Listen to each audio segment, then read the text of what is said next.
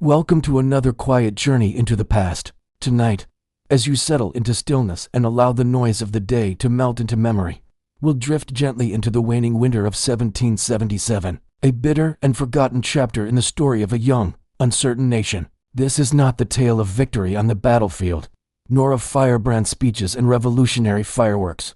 It is a quieter tale of trudging boots, of endless cold, of aching hunger, of patience tested beyond measure.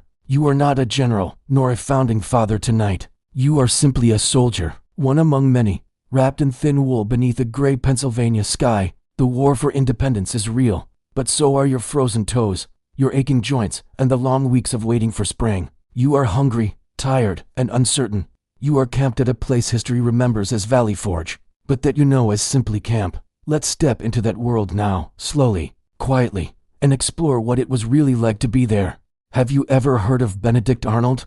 Of course you have. Betrayed his country, turned coat for the highest bidder, all those things. But what if I told you there was another story, a story of survival? Because Arnold wasn't always a traitor. He was once the hero of Saratoga, the man who turned the tide of the American Revolution. But that's not what this story is about. This is the story of Valley Forge, the winter of 1777. When General George Washington's Continental Army was camped out in Pennsylvania, they were supposed to be invincible, but they were tired and hungry and cold, and the enemy knew it. So let me introduce you to the real story of Valley Forge, the story of a soldier named Billy. All he had was his musket and his wits, and he was about to use them to survive the longest and coldest winter of his life. I'm the host. This is the story of Valley Forge, a tale of survival in the winter of 1777. Are you ready? Let's go. Now that we've left behind the frost and firewood of Valley Forge, let us follow the faint footprints of another figure. His name was Benedict Arnold, and though his name echoes in classrooms and headlines as a byword for disloyalty, few today remember the whole of the man, the soldier who fought and bled for the cause of American independence, long before he ever dreamed of abandoning it. Let us walk gently through his story, slowly, quietly. Let the contradictions unfold in the calm of night. Imagine him not as a villain, but first as a man in motion. This is Monticello. This is where Thomas Jefferson lived, and this is the dining room. But something is off.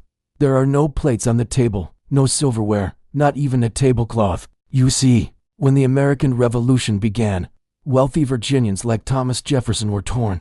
They profited from slavery and the wealth it generated, but they also believed in liberty and representation, so they did something drastic. They petitioned the king to abolish slavery. When that failed, they began to whisper. At first, it was just talk, dinner party gossip. But as the war for American independence dragged on, so did the whispers. They became bolder, meeting in secret, planning, organizing, and in 1778, they formed the Virginia Committee of Correspondence. Every member had a secret. They hid their faces behind masks, they signed documents with aliases, and they wrote letters using invisible ink. The British couldn't read their plans.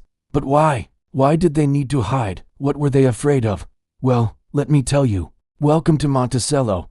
Now, we leave behind the mud and musket smoke of Valley Forge, the shadows of coded messages, the strained breath of those who fought in silence, and instead, we ascend a long, winding slope toward a house on a hill, graceful, symmetrical, white against the Virginia sky. This is Monticello, the home of Thomas Jefferson, author of declarations, diplomat, philosopher, lover of books, and owner of slaves. Tonight, we sit down not in judgment, nor in awe, but simply to observe, to listen, to feel the stillness of that dining room, to see the contradictions gently ranged between crystal and candlelight. Imagine yourself arriving just before dusk. A long, gravel drive crunches softly beneath the wheels of a carriage.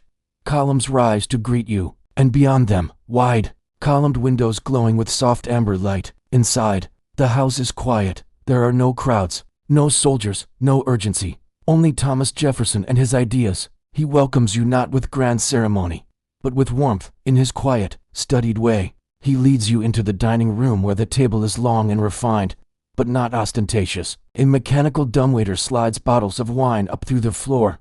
A rotating serving door brings out silver trays from the kitchens below. These innovations, designed by Jefferson himself, create an illusion of privacy. The enslaved servants remain invisible.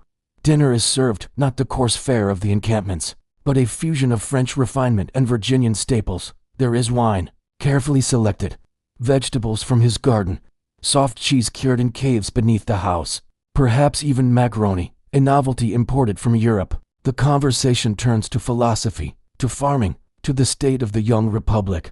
Jefferson's voice is calm, slow, reflective. He does not shout. He prefers to listen and to write.